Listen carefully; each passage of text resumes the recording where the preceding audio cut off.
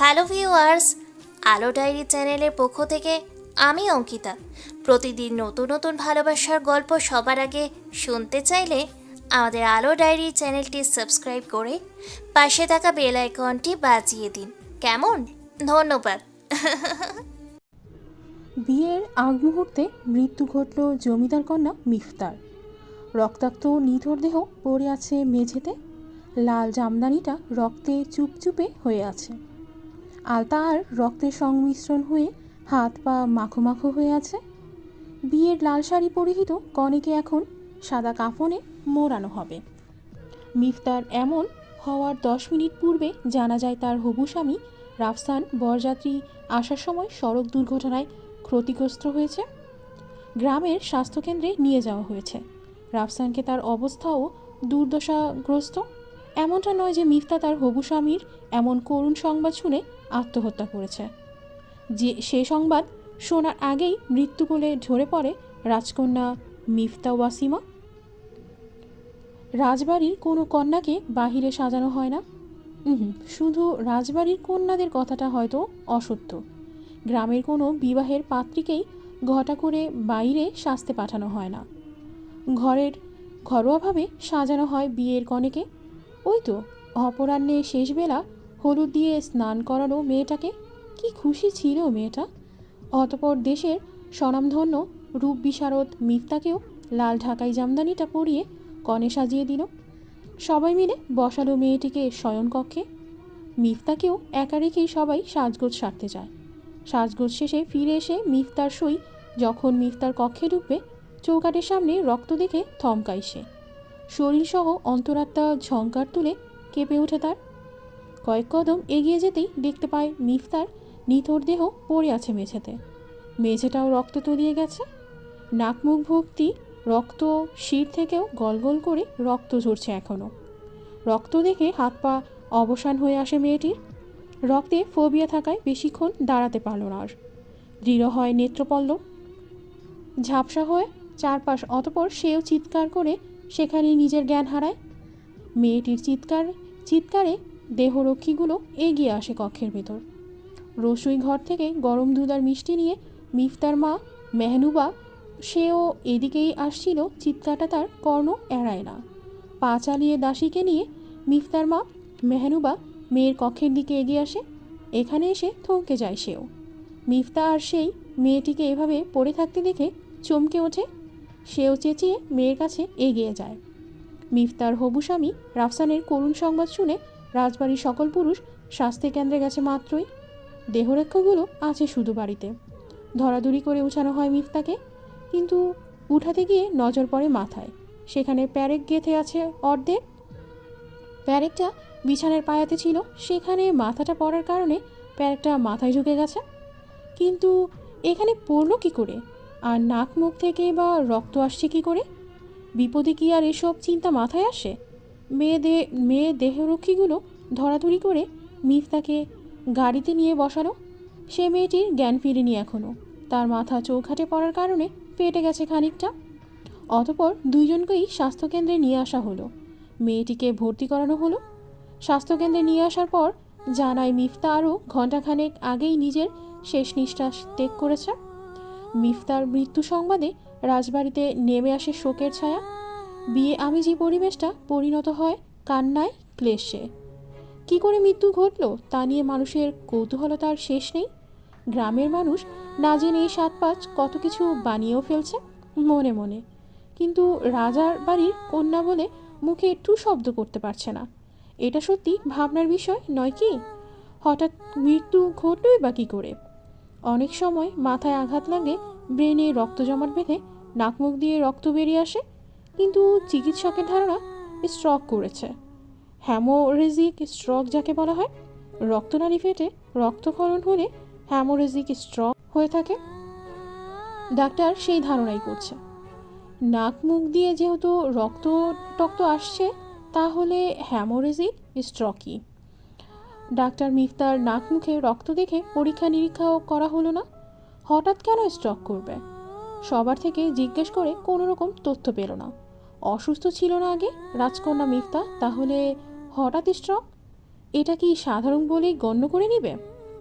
সময় পেরোলো, আধারে মাখা রাত পেরিয়ে ভোর হলো, ঝলমলে আলোয় বিস্তৃত ভোর।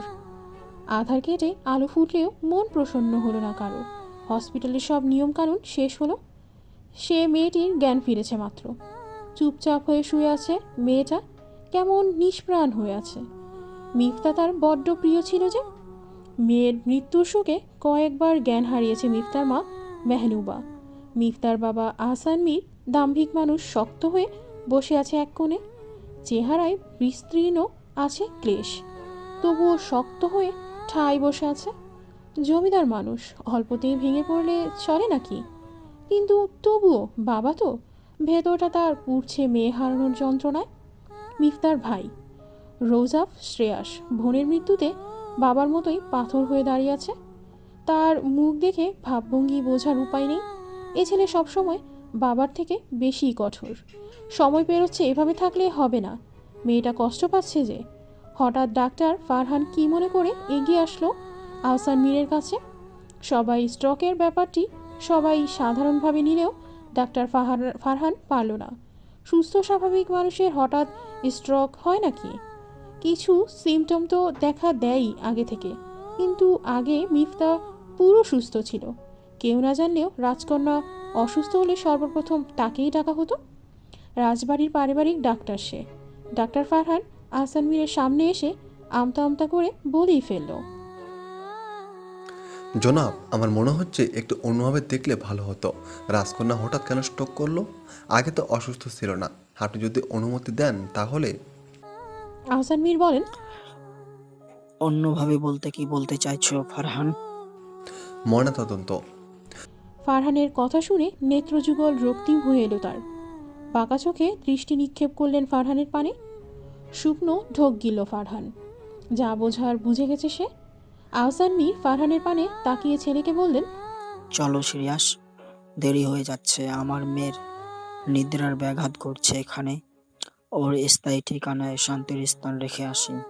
বলেই উঠলেন তিনি। অতঃপর সাদা লাশবাহী গাড়িটায় ওঠানো হলো মিফতাকে। তখনই পেছন থেকে কেউ মেয়েলি কণ্ঠে ডুকরে কেঁদে উঠল। শ্রেয়াস গাড়িতে উঠতে গিয়েও উঠল না, দাঁড়ালো খানিকক্ষণ। কিন্তু কণ্ঠটা কার পিছন ফিরে দেখল না।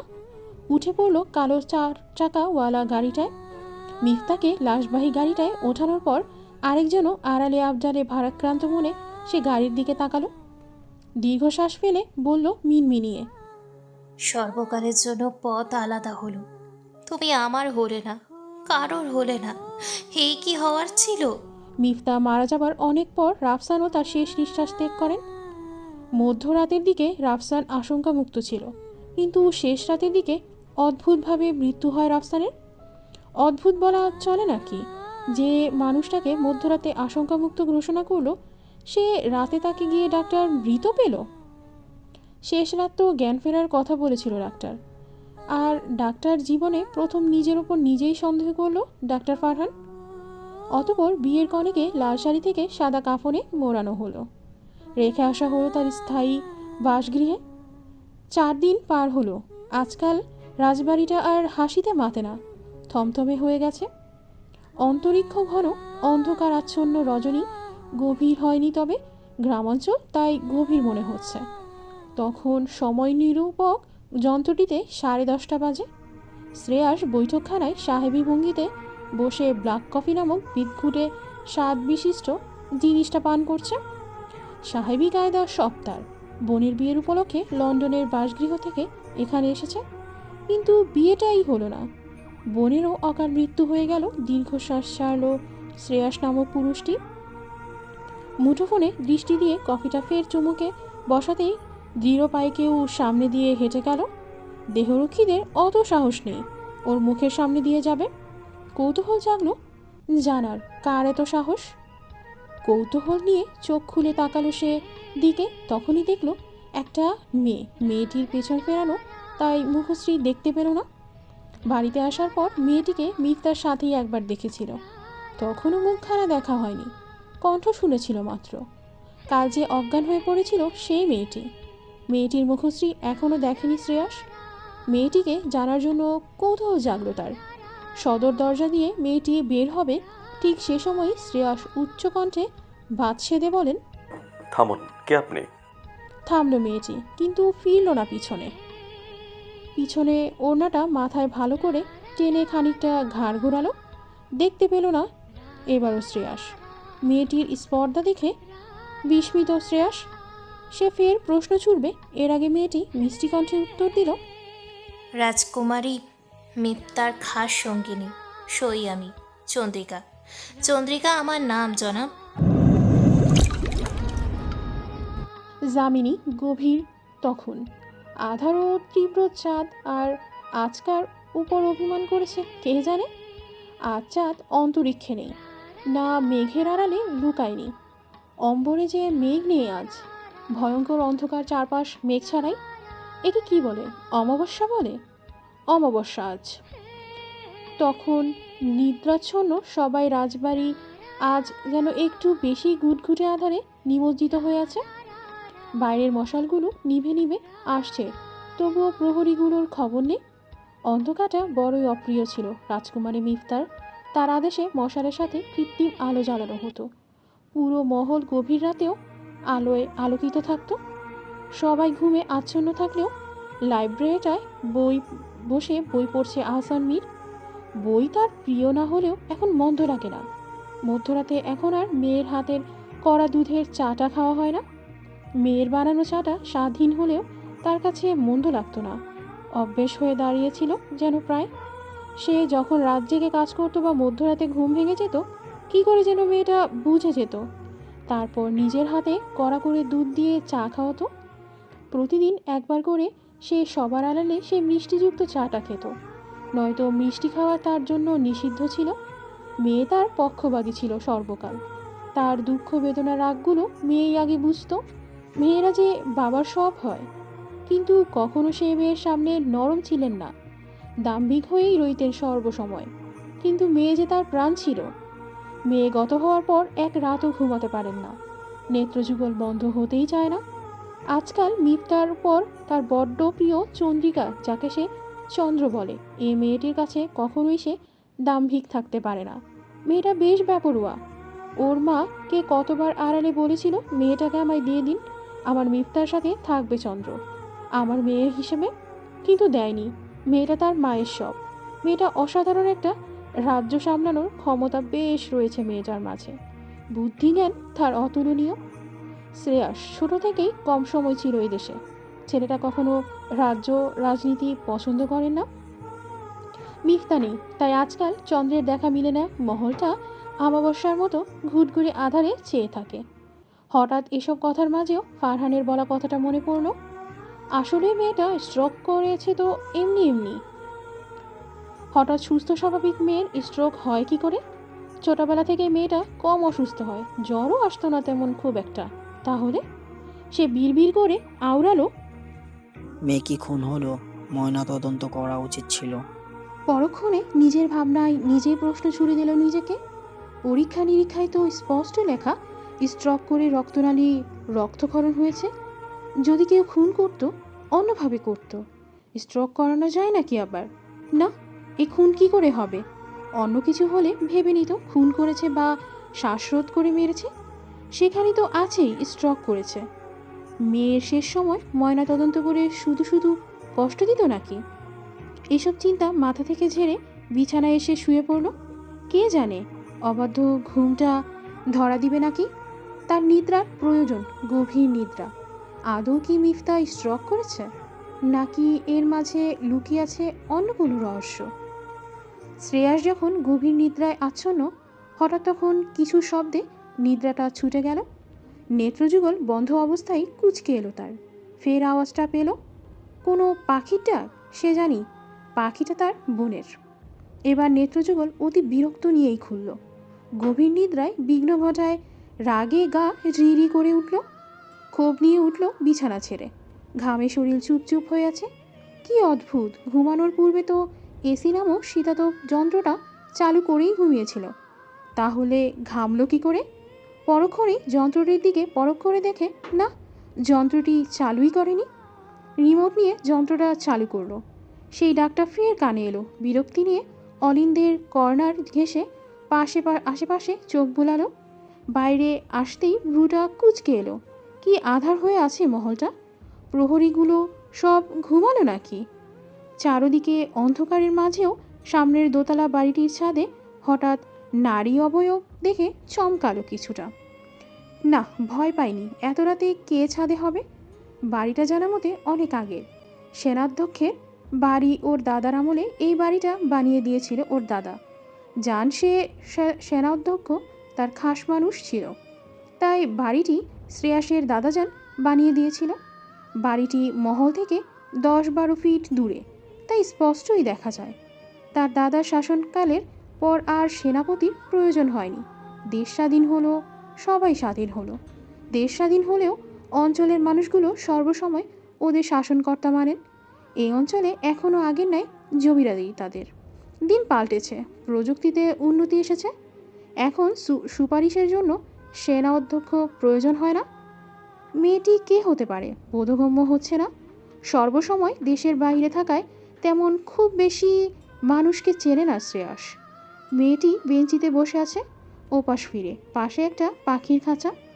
হঠাৎ শ্রেয়াসের মস্তিষ্ক খুলল। এ তো সেই মেয়েটি, চন্দ্রিকা। মেয়েটি এখানে কি করছে? এত রাত মেয়েটি ছাদে কেন বসে আছে? এ মেয়ের সাহস যে আকাশ তুলো, তা সে তখনই বুঝেছে। তাই বলে রাত বিরাতে এখানে বসে থাকবে? শ্রেয়াস এবার হাঁক তুলে ডেকে প্রশ্ন ছুড়ে দিল মেয়েটির পানে। চন্দ্রিকা, রাত বিরাতে আপনি ওখানে কি করছেন? ডাকার সাথে সাথে মেয়েটা উঠে দাঁড়ালো। অতঃপর পাখির খাঁচাটা হাতে নিয়ে পায়ের নুপুরের রুনুঝুনু শব্দ তুলে নিচে নামার জন্য সামনে এগোলো। মেয়েটি যেন অপেক্ষায় ছিল এমন প্রশ্নের। প্রশ্নটা করার সাথে সাথেই চলে গেল, এমনই মনে হলো শ্রেয়াসের কাছে। এবারও মেয়ের এহেন কাণ্ডে বিস্মিত না হয়ে পারল না শ্রেয়াস। মেয়েটা এমন কেন? গ্রামের কেউ চোখ তুলে তাকাতেও সাহস পায় না, আর এ মেয়ে কিনা এমন বেপরোয়া ব্যবহার করছে। মেয়েটা কেমন অদ্ভুত ধাঁচের। নুপুরের শব্দটা এখনও কর্ণে বাড়ি খাচ্ছে।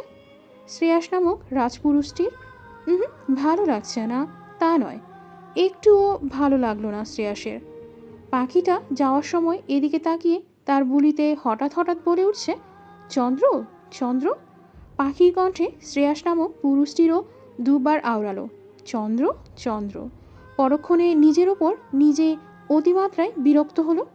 বিরক্ত হলেও তীব্র স্বাদ জাগলো একটি মেয়েটিকে দেখার। মেয়েটার মুখশ্রী খানা দেখার কৌতূহল রয়ে গেল। এ কেমন নারী? মেয়েটি নিজেকে নিজে বুঝে তো। ওই পাখিটি ডাকেই ঘুম ভেঙেছিল শ্রেয়াসের। পরক্ষণেই হঠাৎ মনে পড়ল এমন একজোড়া পাখি মিফতার কাছেও ছিল। সে থেকে একটা তার খাস সঙ্গিনীকে দিয়েছে। সেই সঙ্গিনী তাহলে চন্দ্রিকা নামক মেয়েটি? ভিডিও কলে কথা বলার সময় মিফতা অনেকবার দেখিয়েছে ওর পাখিটিকে। আচ্ছা, মিফতার পাখিটি কি এমন কথা বলে? শ্রেয়াস অলিন্দ ছেড়ে বেরিয়ে এসে কক্ষ ছেড়ে বের হলো। মিফতার কক্ষের অলিন্দে পাখিটা আছে। এই পাখিটার ডাকেই নিদ্রা ভঙ্গ হয়েছিল শ্রেয়াসের।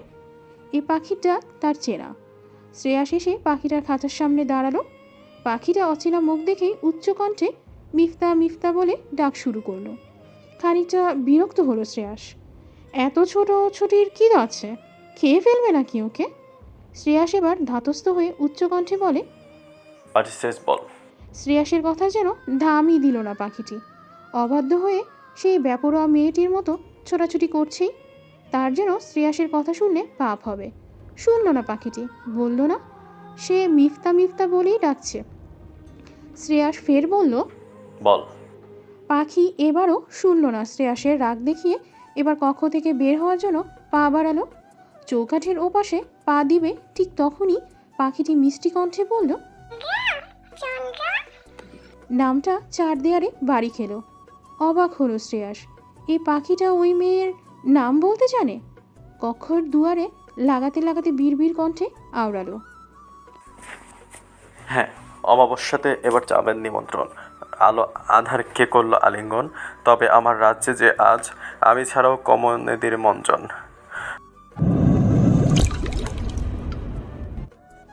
অম্বর তখন আধার ঘাটিয়ে স্নিগ্ধ আলো ফুটছে। আকাশটা অর্ধ আলো অর্ধ আধারের সংমিশ্রণ। পাখিরা নীড় ছেড়ে বেরিয়ে ডানা ঝাপটালো। তাদের যেন কেউ আটকে রেখেছিল। ছাড়া পেয়ে প্রাণ পেল যেন। নামাজ শেষে আহসান মীর বাগানের বেঞ্চিতে বসে চা পান করছে। এ চা কে নাকি গ্রিন টি বলে। গত 3 বছর যাবৎ এই গ্রিন টি নামক অত্যাচারটা সহ্য করতে হচ্ছে তার। ছেলের আদেশ আর স্ত্রীর জোরাজুরিতে পান করতেই হয়। ছেলেই লন্ডন থেকে চাটা পাঠাতো। এই চাটা খেলে নাকি সুস্থ থাকে শরীর। আহসান সাহেবের তো মনে হয় চাটা না খেলে সকালটাই বিষাদময় হয়ে ওঠে। সোনালি রোদ্দুর দরুনি জুড়ে উঁকি দিচ্ছে, চিকচিকে রোদ নাকে মুখে পড়তে চোখ মুখ কুঁচকে এলো আহসান মীরের। সামনে বসে আছে স্ত্রী মেহনুবা, মুখ কালো করে বসে আছে। মন তার অপ্রসন্নতায় ঘেরা মেয়েটাকে ছুতে ইচ্ছে করছে, দেখতে ইচ্ছে করছে তার। কিন্তু এখন ইচ্ছে পূরণ করবে সে কি করে? তা হয় কি? কাঁদতে কাঁদতে চোখ মুখ ফুলে গেছে তার। তা দেখে বুক ভারী হলো আহসান মীরের। নিঃশ্বাসে নিঃশ্বাসে কষ্ট অনুভব করলো। বুকটা ফের খালি খালি অনুভব করলো। পানিতে টইচুম্বর হলো। নেত্রকোণ পরক্ষণে শ্বাস টানলো, নিয়ন্ত্রণ করলো নিজেকে। ফের তার দাম্ভিকতার পরিচয় করালো স্ত্রীকে। শক্ত কণ্ঠে বলল, যা হওয়ার হয়েছে। যার আয়ু ফুরিয়ে গেছে সে থাকবে নাকি দুনিয়ায়? আমার সামনে কাঁদবেন না মেহনুবা, কান্না আমার অসহ্য লাগে। স্বামীর কথায় কয়েক ফোঁটা পানি ফের গড়িয়ে পড়ল স্বাভাবিকভাবেই। তাকালো লোকটার দিকে। এমন কেন লোকটা? তার কি কষ্ট হয় না মেয়েটার জন্য? মেয়েটা যে তার প্রাণ ছিল, তাহলে কান্নায় বিরক্ত হচ্ছে কেন? মেহনুবা বেগম স্বামীর দিকে ক্রুদ্ধ দৃষ্টি নিক্ষেপ করে উগ্রকণ্ঠে বলল, ফের পাষাণের প্রমাণ দিলেন আপনি নবাব। রাজবংশের রক্ত বইছে না আপনার দেহে? পাষাণ তো হবেনি। লোপ পেয়েছে আপনার জ্ঞান। মানসিক বিশ্রাম দরকার।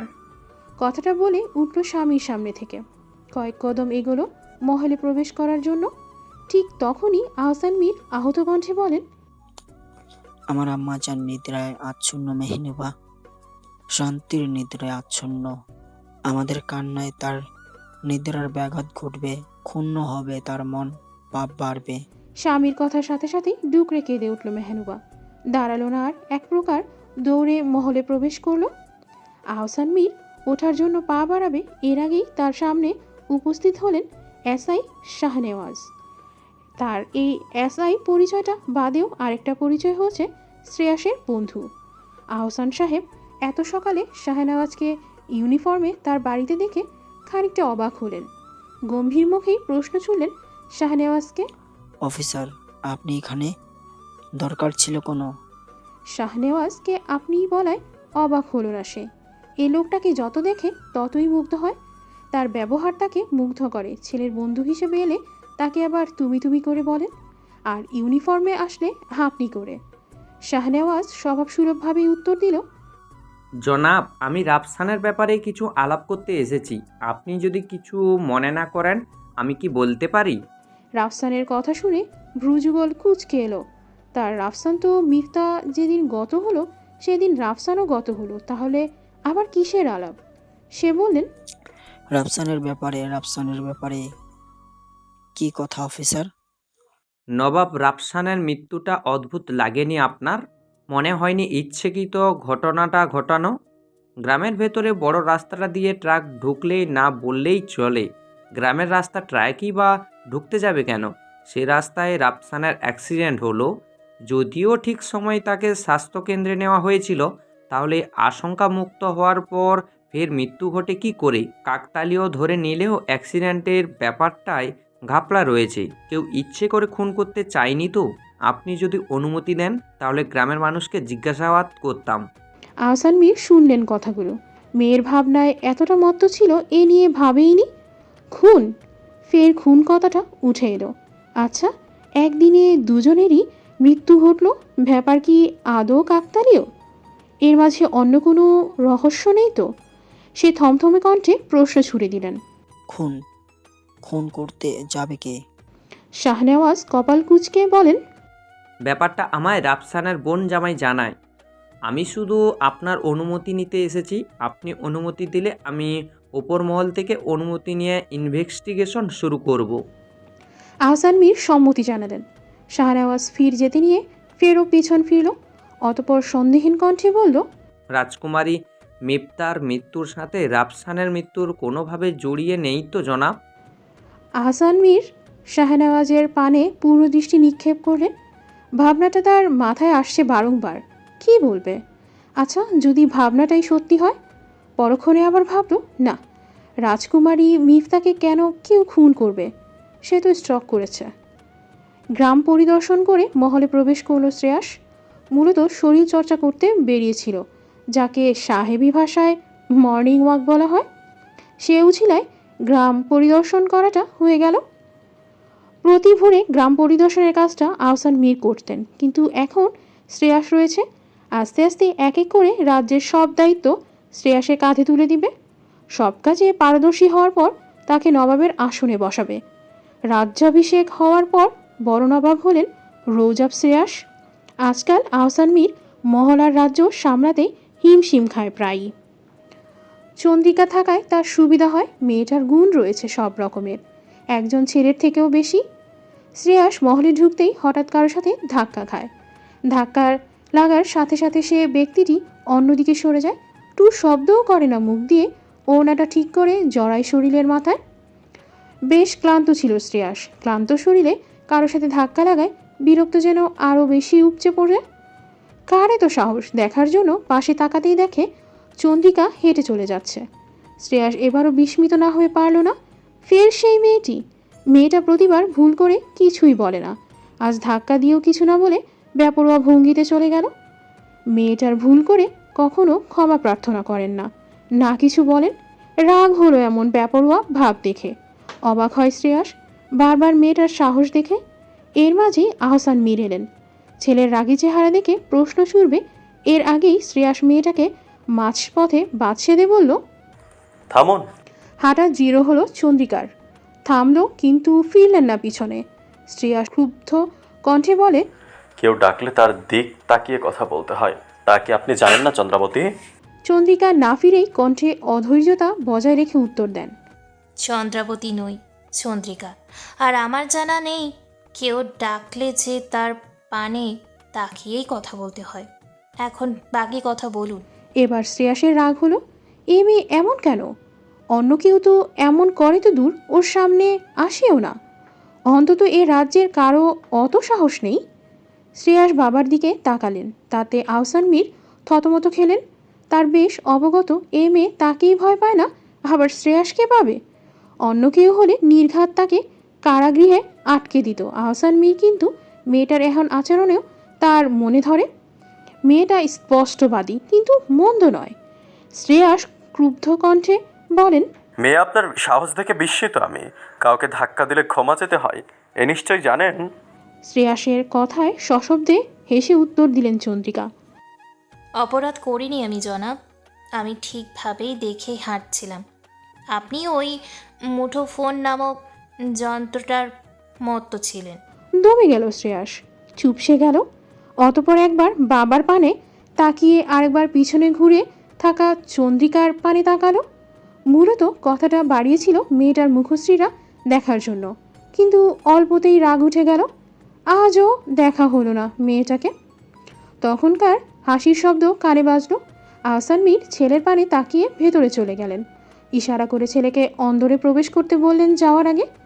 চন্দ্রিকা নামক অবাধ্য মেয়েটা ফের হাঁটা দিলেন। তার গন্তব্যে নুপুরের শব্দধ্বনি ফের কানে বাজল। শ্রেয়াসের বিরক্ত ফুটল তার মুখশ্রী খানায়। অতবার ভাত সেদে বলল, সিঞ্জিনিগুলো খুলে ফেলুন মেয়ে, এর শব্দধ্বনি আমাকে উত্তপ্ত করে। আমার রাজ্যে সিঞ্জিনি পরা আপনার জন্য নিষিদ্ধ। অবাধ্য মেয়েটি থামল না, তবে যেতে যেতেই উত্তর দিল, নিষিদ্ধ কাজগুলো প্রিয় আমার জনাব, যা নিষিদ্ধ তা আমি বারংবার হাজারবার করব।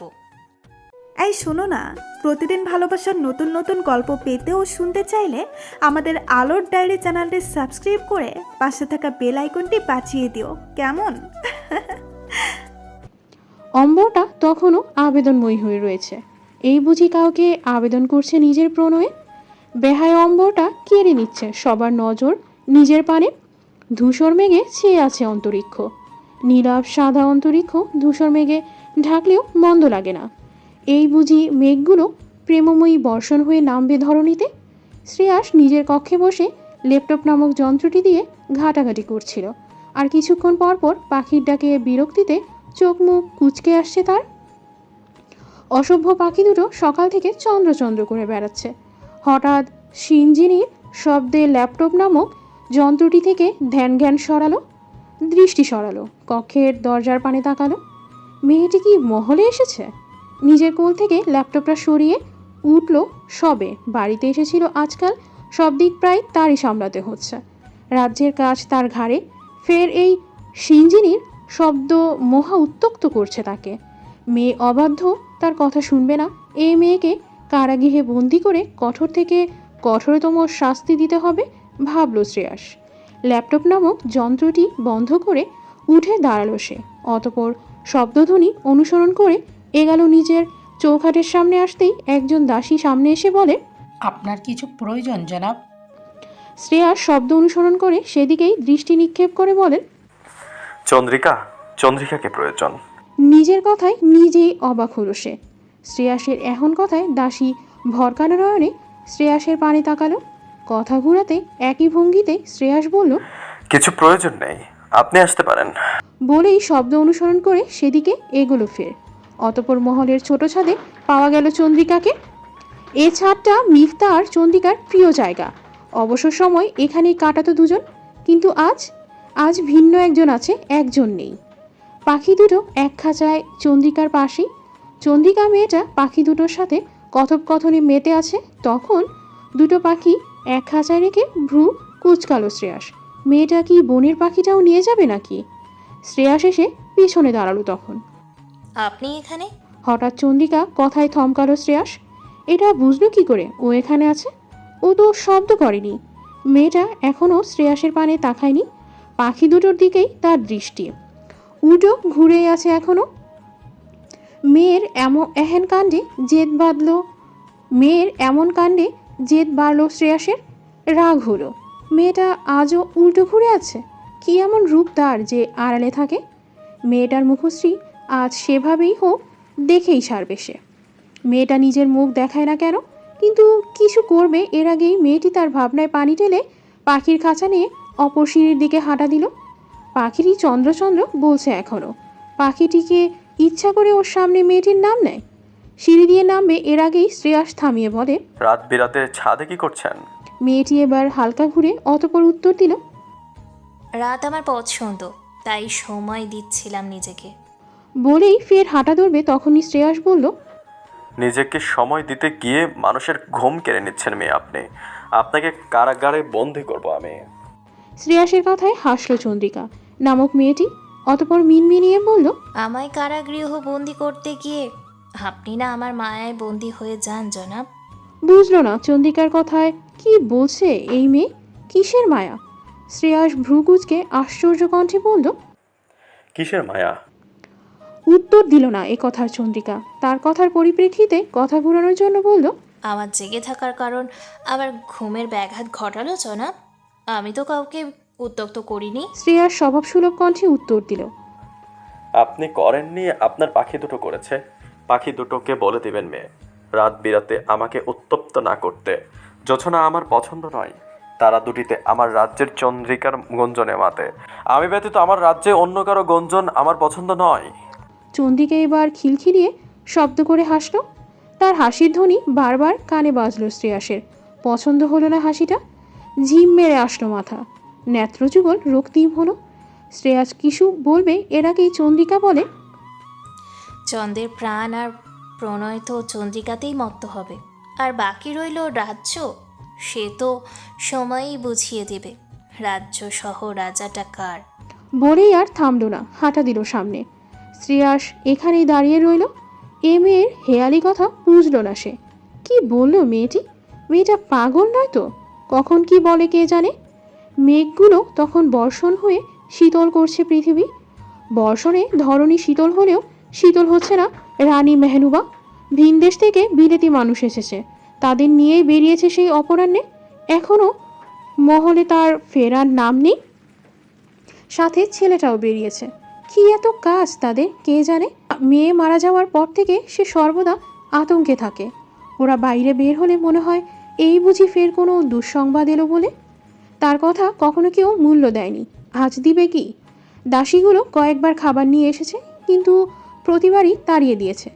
কক্ষের দুয়ার বন্ধ করে বসে আছে সে। অতপর সময় নিরূপক যন্ত্রটিকে যখন 12টা বাজে, তখন বাপ ছেলে প্রবেশ করলো মহলে, সাথে দেহরক্ষীগুলোও। ছেলে নিজের কক্ষে গেল, কিন্তু আহসান মীর প্রবেশ করতে পারল না। নিষেধাজ্ঞা জারি করেছে তার রানী, কক্ষে নাকি তার প্রবেশ নিষিদ্ধ। দাসীগুলো জানালো। তার রানী বেশ চটেছে, ভালো করে বুঝলো আহসান মীর। সবার সামনে দাম্ভিক শক্তপোক্ত একজন মানুষ হলেও রানী মেহনুবার সামনে সে নরম। দাসীগুলোকে ইশারা করে চলে যেতে বলল। নবাবের আদেশে তার শির নিচু করে স্থান ত্যাগ করলো। অতপর সে নরম কণ্ঠে স্ত্রীর উদ্দেশ্যে বলল, রানী, দরজা খুলুন। মেহনুবা যখন অতিমাত্রায় রেগে যায়, তার রাগ ভাঙাতে আপনি বলে তাকে, কিন্তু এবার খুলল না। আহসান মীর ফের বলল, আপনার অপেক্ষায় আছি আমি, না খোলা পর্যন্ত এখানেই থাকবো আমি। এবার উত্তর দিল না রানী। ফের কিছু বলবে এর আগেই দরজা খুলে দিল কক্ষের। তা দেখে হাসল নবাব হাসান মীর। দরজা খুলে সরে অন্যদিকে চলে গেল মেহনুবা। রাগ তার কখনই গলে পানিতে পরিণত হয়েছে, কিন্তু আপাতত কঠোরতা জারি রাখতে চায়, কিন্তু তা এবারও রাখতে পারল না। তার আগেই হাসান মীর শান্ত কণ্ঠে বলল, ভালোবাসি রানী আপনাকে। বাসি না আমি। রানীর এহেন উত্তরে ফের মুচকে হাসলো হাসান মীর। সে জানে এই উত্তরটাই পাবে। রানী রেগে থাকলে প্রতিবার এই উত্তরটাই দেয়। আকাশ যখন উগ্র রূপ ধারণ করছে, সে রূপ দেখার তখন মত্ত চন্দ্রিকা। বর্ষণ তার প্রিয়, তাই বর্ষণের এক এক ফোঁটাও নিজের গায়ে মাখতে ভুলে না মেয়েটি। বৃষ্টির মাঝেও নিজের বাড়ির ছাদে বেঞ্চিটায় বসে আছে চন্দ্রিকা। শরীর তার ভিজে একাকার।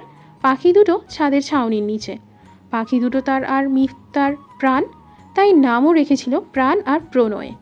সবসময় নিজের কাছে রাখারই চেষ্টা করে। শীতল হয়ে আছে শরীর, তাও এখানেই বসে আছে সে। মহলে ফিরে রাত্রির ভোজন সেরে সবে এসে বসলো কাউচে শ্রেয়াস নামক পুরুষটি। আর তখনই নজর গেল দুতলা বাড়ির ছাদে। মেয়েটি বৃষ্টিতে ভিজছে। এত রাতে? মেয়েটার মাথায় নিশ্চয়ই ব্যামো আছে, নয়তো রাত বিরাতে কে ভিজে? অলিন্দে যাওয়ার জন্য পা বাড়াবে, ঠিক তখনই দরজায় কড়া নাড়ল কেউ। শ্রেয়াস পিছনে ফিরে প্রশ্ন ছুড়ল। কে?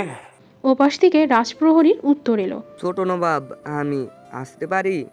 প্রত্যুত্তরে শ্রেয়াস হাসল, বলল, আসুন। প্রহরী কক্ষে প্রবেশ করতে সঙ্গে সঙ্গে মিনমিনিয়ে বলল, এসআই শাহনওয়াজ 2 দিন যাবৎ নিখোঁজ জনাব। সেদিন মহল থেকে বের হওয়ার পর পাওয়া যাচ্ছে না তাকে।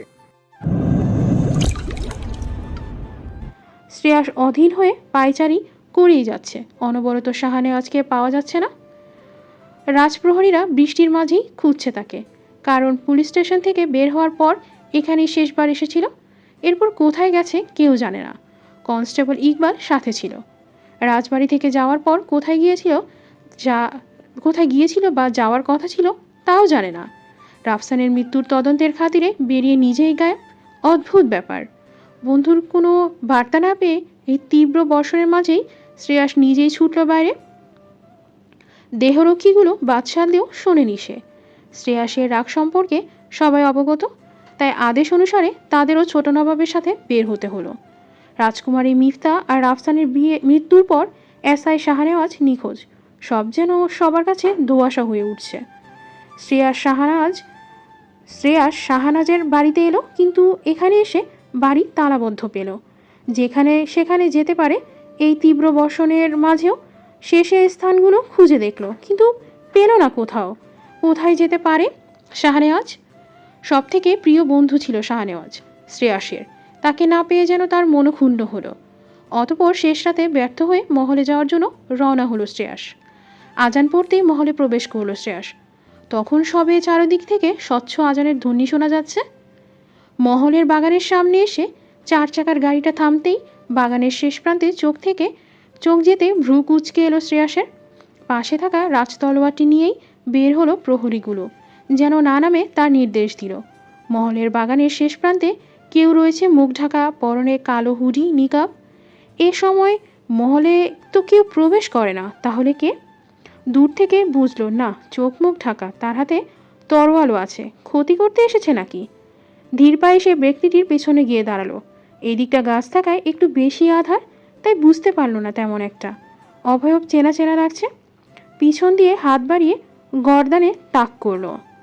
তরোয়ালটা কিছু বলবে সে আগেই অপর ব্যক্তি সশব্দে হেসে সেই চেনা মিষ্টি কণ্ঠে বলে, মানুষ দেখলে আক্রমণ করা আপনাদের রাজবংশের স্বভাবসুলভ কাজ নাকি জনাব? কণ্ঠটা এবার স্পষ্ট, চিনল তাকে। চেনা কণ্ঠ পেয়ে খানিকটা ভরকালো প্রথম এসে। এ মেয়ে এখন এভাবে এখানে কি করছে? বাগানের এদিকটায় গাছ বেশি থাকায় অন্ধকার বেশি, তাই বোঝেনি।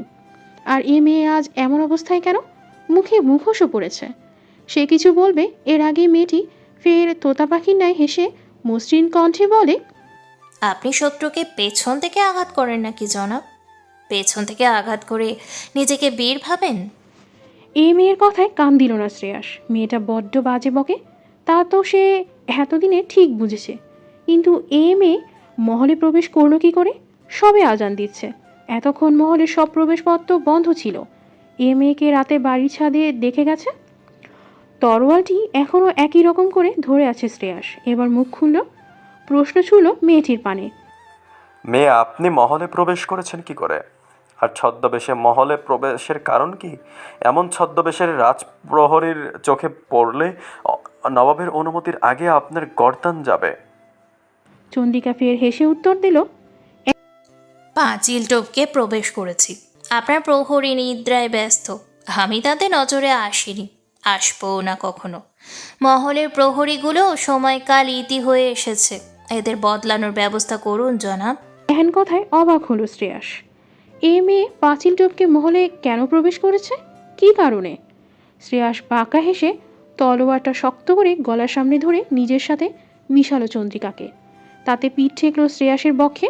হালকা কেঁপে উঠল ঘাড় বাঁকা মেয়েটা। তাতে ফের ঠোঁটে দিয়ে হাসলো শ্রেয়াস। কর্ণদয়ের কাছে অস্ত্র নিয়ে ফিসফিসিয়ে ফের বলল, প্রহরীর নজরে না এলেও আমার নজরে তো এসেছে। কি শাস্তি দেওয়া যায় আপনাকে বলুন তো চন্দ্রিকা? কথার ছলেই মুখোশটা ধরে টান দিল শ্রেয়াস।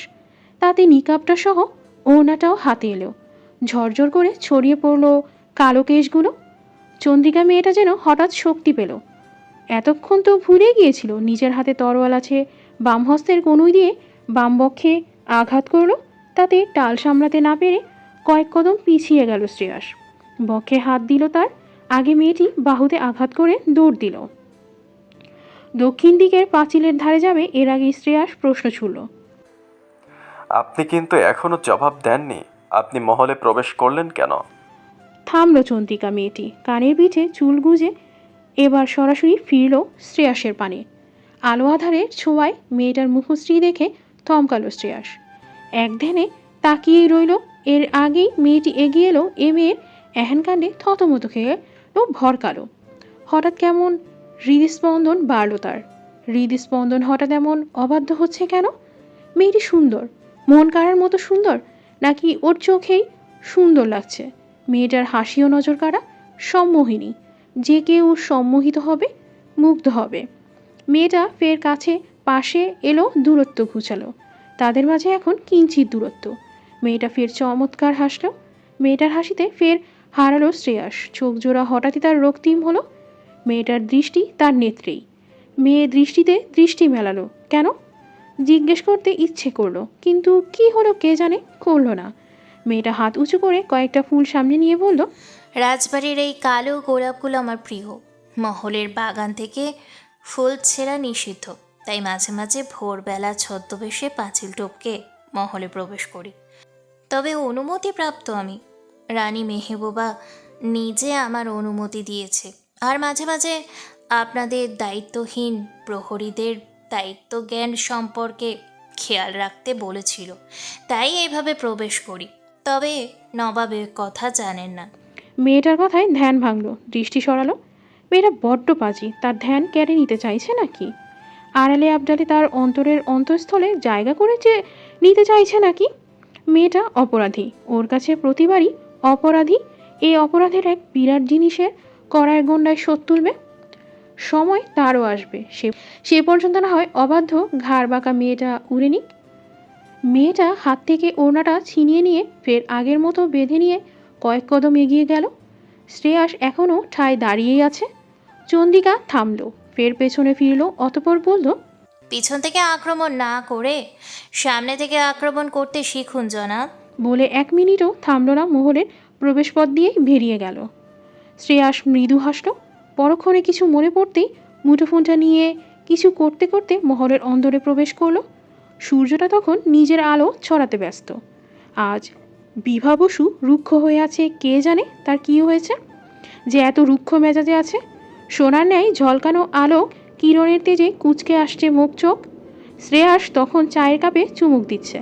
বারান্দায় আরাম কেদারা খানায় বসে আয়সী ভঙ্গিতে পুলিশ শাহনেওয়াজকে খোঁজার কাজে নিয়োজিত আছে। আজকের মধ্যে পেয়ে যাবে। মোবাইল ট্রেস করে লোকেশন জানতে পেরেছে। এতদিন মুঠোফোন বন্ধ ছিল শাহনেওয়াজের, আজ সকাল থেকেই মুঠোফোনটা খোলা পেয়েছে। পুলিশ বেরিয়ে পড়েছে, রিং হচ্ছে কিন্তু কেউ ফোন তুলছে না, তাই চিন্তা বেশি। কিন্তু এইটুকু সংবাদ যে পাওয়া গেছে, এতে শ্রেয়াস কিঞ্চিৎ স্বস্তি পাচ্ছে। সামনের দোতলা বারান্দাটায় হঠাৎ দৃষ্টি নিক্ষেপ করলো মেয়েটি। সর্বক্ষণ ঘোমটা ছাড়াই থাকে, ও থাকলেই নিজেকে কেন আড়াল করে, এটাই বুঝে পেত না এতদিন। হঠাৎ কি হলো কে জানে, মেয়েটা চেঁচিয়ে উঠল। আর্তনাদ শোনা গেল এখান থেকেই। তাতে শ্রেয়াস উঠে দাঁড়ালো, সেদিকে দৃষ্টি নিক্ষেপ করবে। এর আগেই হন্তদন্ত হয়ে রাজপ্রহরী ঢুকলো কক্ষে বিনা অনুমতিতে। তাতে শ্রেয়াস কিছু বলবে, ঠিক তখনই রাজপ্রহরী বলে, এসআই শাহনেওয়াজকে পাওয়া যায়নি ছোট নবাব। সেখানে কনস্টেবল ইকবালের বিধ্বস্ত লাশ পাওয়া গেছে। কনস্টেবল ইকবালের মৃতদেহের সামনে দাঁড়িয়ে আছে শ্রেয়াস। মুখে তার গম্ভীর্য নাকি বিস্ময়ের ছাপ বোঝা গেল না। লাশের অবস্থা করুণ, চোখ উপড়ে ফেলা হয়েছে, হাতের কবজি কেটে নেওয়া হয়েছে, পা দুটো অর্ধ পুরো পুড়ে আছে। এসিডে পা ডুবিয়ে রাখা হয়েছিল বোঝা যাচ্ছে। চারিদিকে পিনবতন নীরবতা বিরাজমান ছিল। নীরবতা বিচ্ছিন্ন করে আহসান মীর মুখ খুলেন। এবার গম্ভীর কণ্ঠে প্রশ্ন ছুড়লেন কমিশনার আশরিফকে। শাহনেওয়াজের খবর পাওয়া যায়নি কোনো, কোথায় শাহনেওয়াজ? আশরিফ মাথা নিচু করে লাশের দিকে দৃষ্টি রেখে স্বভাবসুলভ কণ্ঠে উত্তর দিলেন, তার মুঠোফোনটাই শুধু পাওয়া গেছে নবাব, তাকে পাওয়া যায়নি। শাহনেওয়াজ এখন আমাদের সন্দেহের তালিকায়। প্রমাণ বলছে ইকবালের খুন সে করেছে, খুন করে গা ঢাকা দিয়েছে কোথাও। আহসান মীর প্রশ্নবোধক চাহনি নিক্ষেপ করে প্রশ্নসূচক কণ্ঠে বললেন, প্রমাণ? কি প্রমাণ? আশরিফ একটা কনস্টেবলের হাত থেকে ব্যাগ নিলেন, অতপর ব্যাগ থেকে একটা রিভলভার আর রক্তাক্ত ছুরি বের করে আহসান মীরকে দেখিয়ে বললেন, এটা শাহনেওয়াজের গোপন রিভলভার। এটা থেকেই বুকের মাঝে গুলি চলেছে, বুলেটের গন্ধ এখনো তীব্র।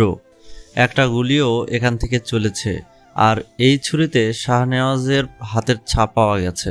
আহসান মীর ভাবুক হয়ে রইলেন। কিছুক্ষণ কিছু একটা ভাবলেন গভীরভাবে। তার মুখে বোঝা গেল না কি ভাবছেন। তার দৃষ্টি লাশের দিকেই। শ্রেয়াসও কিছু বলছে না, চুপ করে আছে। তার মুখশ্রী দেখে কিছু বোঝা যাচ্ছে না কি চলছে তার মাঝে। হয়তো বন্ধুর করা কাজ দেখে পাথর হয়ে আছে। শ্রেয়াস এবার নীরবতা থেকে নিজেকে দূর করলেন, ছিন্ন করলেন নীরবতা। বেশ ধাতস্থ কণ্ঠে উত্তর দিলেন, শাহনেওয়াজ যদি ইকবালকে খুন করতো তাহলে কি না লাশের পাশে নিজের মুঠোফোনটা রেখে যেত? আর এতদিনে বা মুঠোফোন বন্ধ ছিল কেন? আজ হঠাৎ খোলা পাওয়া গেল কেন? কমিশনার আশরিফ ভাবল কিছুক্ষণ, অতপর ফের বলল, ছোট নবাব, প্রমাণ এখন সব শাহনেওয়াজকে ইশারা করছে। এসব কি হেলায় ফেলা যায়? তদন্ত আরম্ভ হয়েছে, দেখা যাক কি হয়। থামলো একটু পর। তারপর আহসান মীরের পানে তাকিয়ে আশরিফ বলেন, নবাব, আপনি অনুমতি দিলে লাশটা নিয়ে যাব আমরা। বেশিক্ষণ থাকলে গন্ধ বেরিয়ে যাবে। আহসান মীর মাথা নাড়িয়ে সম্মতি জানালেন। অতপর ইকবালের নিথর দেহটা ল্যাবের উদ্দেশ্যে নিয়ে যাওয়ার জন্য বের হলো। আহসান মীর সেদিকে দৃষ্টি রেখে ছেলেকে বললেন, রাজ্য যেন রহস্যপুরীতে পরিণত হচ্ছে। শ্রেয়াস প্রশ্নসূচক চাহনি নিয়ে বাবার পানে তাকালেন। আহসান মীর ছেলের দৃষ্টিতে দৃষ্টি মিলিয়ে বললেন, প্রথমত রাফসানের মৃত্যু, তারপর রাজকন্যা মিফতা, তারটা না হয় কাকতালীয়ভাবেই ছেড়ে দিলাম। এরপর শাহনেওয়াজের নির্দিষ্ট হওয়া, শাহনেওয়াজকে খুঁজতে গিয়ে কনস্টেবল ইকবালের লাশ পাওয়া, সব যেন ঘোলাটে হচ্ছে। আমি থাকতে আমার রাজ্যে দুর্নীতি হচ্ছে একের পর এক, অথচ ঘুণাখড়ে টের পাচ্ছি না। এর কারণও বুঝতে পারছি না। তবে কি আমি ব্যর্থ শাসক? শ্রেয়াস এবার মুখ খুলল, বলল, আব্বুজান, আপনি অকারণে নিজেকে দোষী ভাবছেন। ঠিক হয়ে যাবে সব, দেখছি আমি।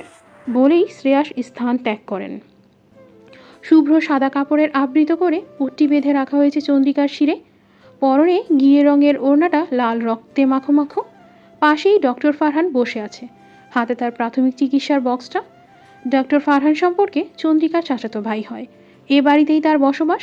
আহসান মিরি ফারহানকে ডাক্তারি পড়িয়েছে। হঠাৎ সবাইকে চমকে দিয়ে প্রথমবারের মতো দোতলা বাড়িটিতে প্রবেশ করলো শ্রেয়াস। তখন চন্দ্রিকার মা রসুই ঘরে চুলা বন্ধ করতে ব্যস্ত ছিলেন। মেয়ে সিঁড়ি থেকে পা পিছলে পড়ার পর উনুনে তরকারি রেখেই সেখানে ছুটেছিলেন। এখন এসে দেখেন তরকারিটা পুড়তে পুড়তে বেঁচেছে। রসুই ঘর থেকে বাড়ির প্রবেশপথ স্পষ্ট দেখা যায়। ছোট নবাবকে দেখে চমকে উঠলেন সে। প্রথমবার ছোট নবাব বাড়িতে এলেন।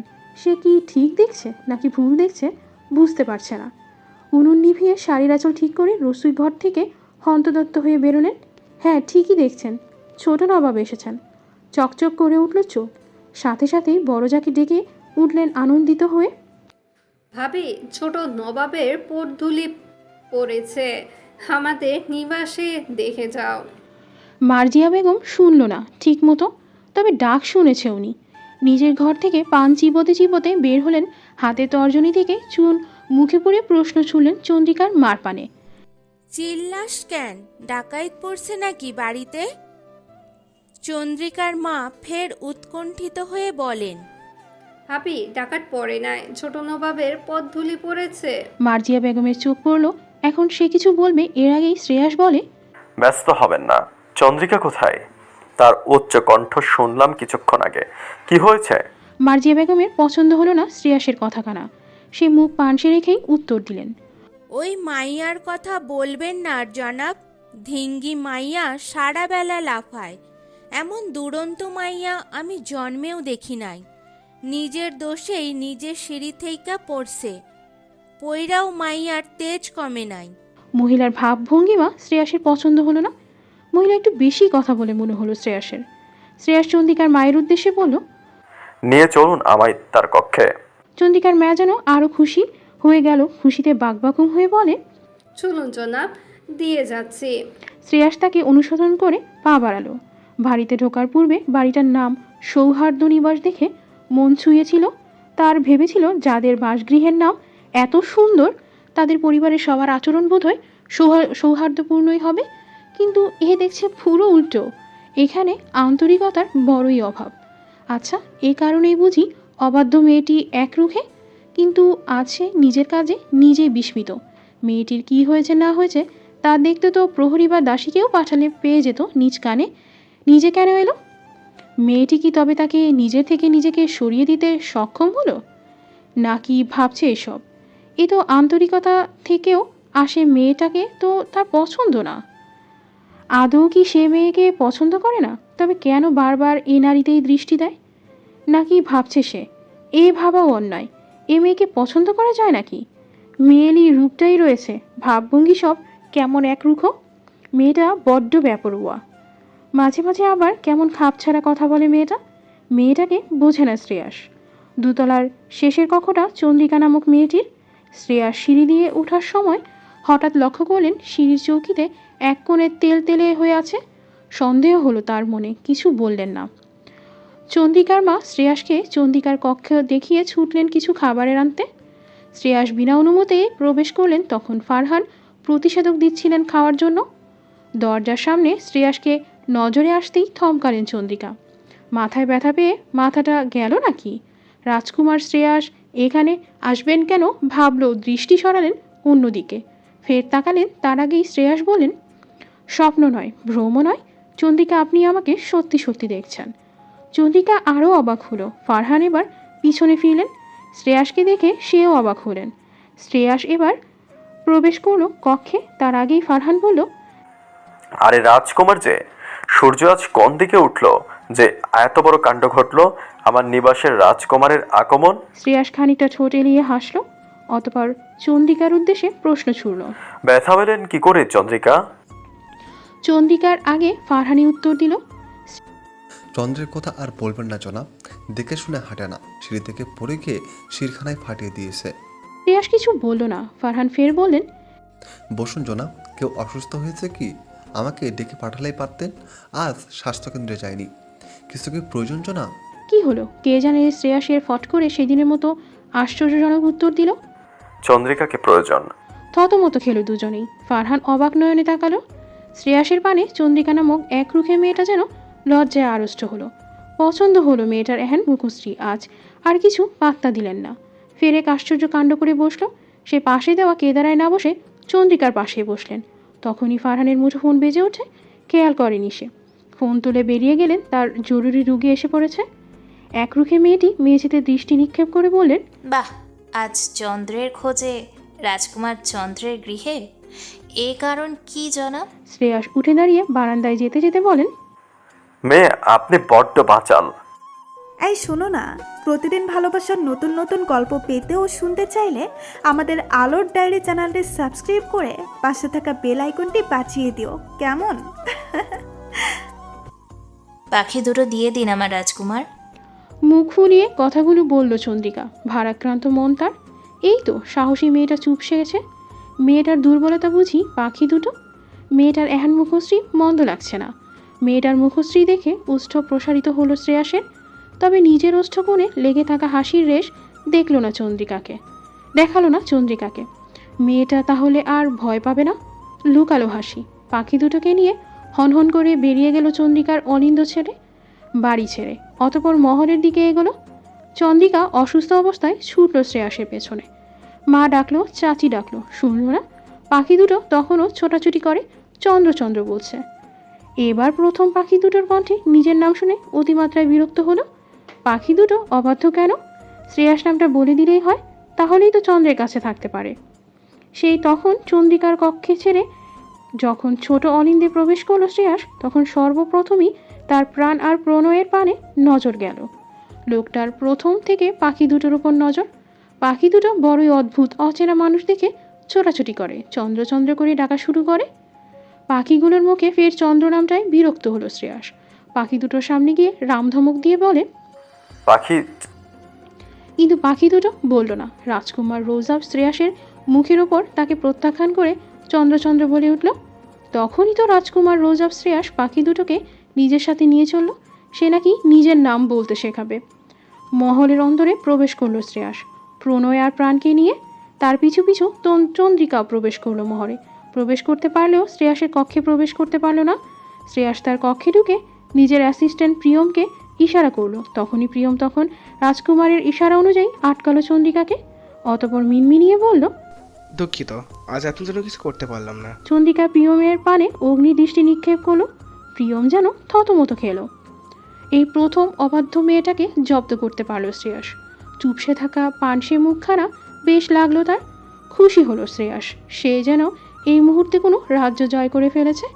প্রিয়ম আজকাল রাজকুমার শ্রেয়াসকে বুঝতে পারে না। সে তো এমন ছিল না। আজকাল আবার তার এই নারীর সাথে দেখা যায়। কিছুদিন গ্রামের বাইরে যেতে হয়েছিল প্রিয়মের।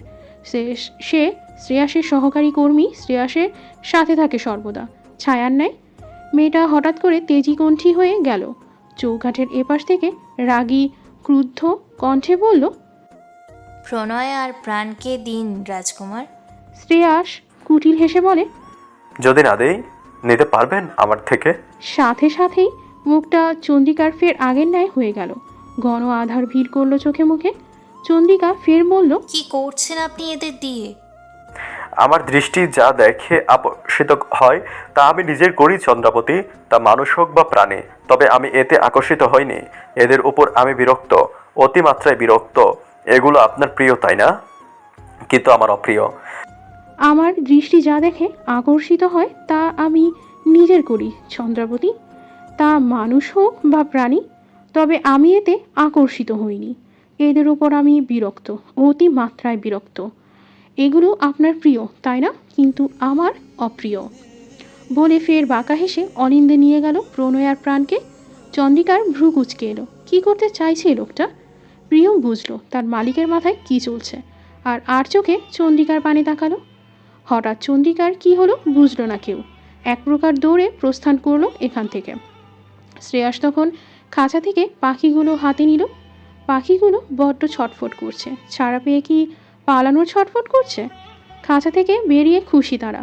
তাই ভাবল শ্রেয়াস কুটিল হেসে আকাশপানে পাখিগুলোকে ছাড়বে। ঠিক তখনই দেখে চন্দ্রিকা নামক অবাধ্য মেয়েটা মহল থেকে বেরিয়ে দোতলা বাড়িটিতে ঢুকছে। ও মা, মেয়েটি এখান থেকে গেল কখন? মেয়েটা তবে হার মেনে চলে গেল?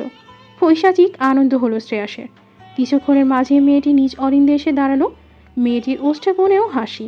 মেয়েটা হাসছে কেন? হাসিটা পছন্দ হলো না। চন্দ্রিকাকে জানানোর জন্য শ্রেয়াস এবার হাঁক ছেড়ে ডাকলো, চন্দ্রাবতী, মুক্ত করে দিলাম আমার অপ্রিয় জিনিসগুলো। না না, আপনার প্রিয় প্রণয়ার প্রাণকে।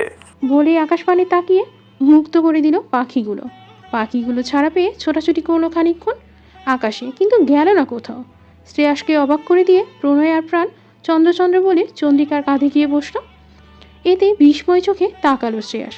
তা দেখে চন্দ্রিকা এবার খিলখিলিয়ে শব্দ করে হেসে উঠল। সে হাসির শব্দ বারংবার বাড়ি খেলো শ্রেয়াসের কর্ণদয়ে। অন্ধকার ঘরে রক্তাক্ত অবস্থায় পড়ে আছে SI শাহনেওয়াজ। জানালা দিয়ে আবছা আলোয় তার রক্তাক্ত দেহটা ভয়ঙ্কর দেখাচ্ছে। গলাটা মাঝি বরাবর কাটা, আরেকটু হলে দুবাক হয়ে যেত। চামড়ার সাথে ঝুলে আছে শুধু। মুখের মতো মাথা থেকে শরীরটা হাঁক হয়ে আছে, সেখান থেকে এখনও ফিনকি দিয়ে রক্ত পড়ছে। প্রিয় পুলিশের ইউনিফর্মটা রক্তে চুপচুপে আছে।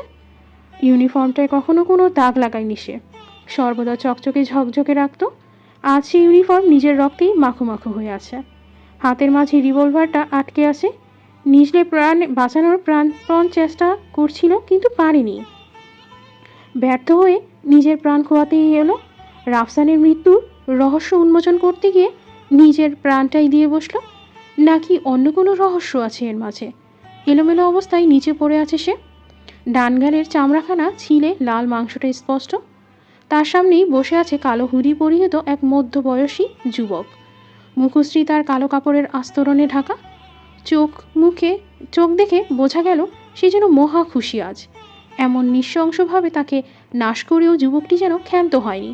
নিচে পড়ে থাকা রক্তমাখা তলোয়ারটা নিয়ে বুক বরাবর কয়েকবার আঘাত করলো। তাতে রক্ত ছিটকে ছেলেটির চোখে মুখে ভরে গেল। ছেলেটি যেন এতে আনন্দ পেল, মহা আনন্দ। সেখান থেকে রক্ত দিয়ে কালো মুখের আস্তরণের উপরেই পুরো মুখে রক্ত মাখলোর সাথে সাথে পৈশাচিক হাসিতে মাতল।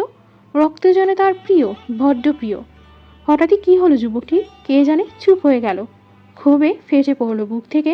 তরোয়ালটা তুলে চোখে বসিয়ে দিল। দু চোখে সর্বশক্তি দিয়ে বারবার আঘাত করলো। পিছনে থাকা যুবকটির সহকর্মীটিও তা দেখে কেঁপে উঠল। কি এমন তার এই লোকটির ওপর ক্ষোভ যে নৃশংসভাবে হত্যা করলো? ইস, কি কঠিন মৃত্যুই না দিল লোকটিকে। অতপর উঠল শাহনেওয়াজের লাশের সামনে থেকে। সহকর্মীটিকে ইশারা করে বের হওয়ার জন্য পা বাড়াবে, এর আগেই সহকর্মীটি নির্বোধের মতো একটি কথা বলে ফেলল। এমন করাটা কি ঠিক হলো? কথাটি বলে নিজেই যেন থতমত খেলো। ঢোক গিল শুকনো গলা তার শুকিয়ে আসছে, ঘাম ছুটল। এই বুঝি কলিজাটা টান দিয়ে ছিঁড়ে নিবে। বাক্যে কেঁপিয়ে দিল। লোকটিকে আরও ভয় বাড়িয়ে দিয়ে যুবকটি শান্ত কণ্ঠে বলল, ঠিক বেঠিক শিখতে হবে আমায়। লোকটি আর কিছু বলল না। মৃত্যুর সময়কাল গুনতে শুরু করলো। সে জানে আজ তার রক্ষে নেই, কিন্তু তারে অবাক করে দিয়ে যুবকটি কুটিল হেসে ফের দরজার দিকে এগিয়ে গেল। যাক, ভাবলো এবারের মতো জোর বাঁচা বেঁচে গেছে, এর থেকে বুঝে শুনে কথা বলতে হবে। কিন্তু না, তার ভাবনায় একবারে মাটি চাপা দিয়ে যুবকটি পকেট থেকে ছোট্ট একটা ধারালো ছুরি বের করে উল্টো ঘোরা অবস্থায় ছুঁড়ে মারল। কর্মসহিটির দিকে তার নিশানা এগোতেই নিখুঁত ছিল যে সহকারী কর্মীর বুকের বাঁ পাশে অর্ধ খেসে গেল ধারালো ছুরিখানা। যুবকটি স্থান ত্যাগ করার আগে পিছন ফিরে কর্মীটির দিকে তাকিয়ে শুধু বলল, অচেনা যুবকটি বলল, আমার অস্তিত্ব খুঁজতে যাবে যে, নিজের অস্তিত্ব খোয়াবে সে। হ্যালো জনগণ, আপনাদের কি মনে হয় এই গল্পের রহস্যজনক কে খুন করছে, আসল খুনি কে, আর এত নিখুঁতভাবে মাইন্ড গেমটা কে খেলছে? কে রাফসান আর মিফতাকে খুন করেছে আর কে শাহনাজকে খুন করছে তা জানতে অবশ্যই আমাদের পাশে থাকতে হবে। দেখা হচ্ছে পরের গল্পতে। তবে আপনাদের মতামত কিন্তু কমেন্ট করে জানিয়ে দিবেন, কেমন? ধন্যবাদ।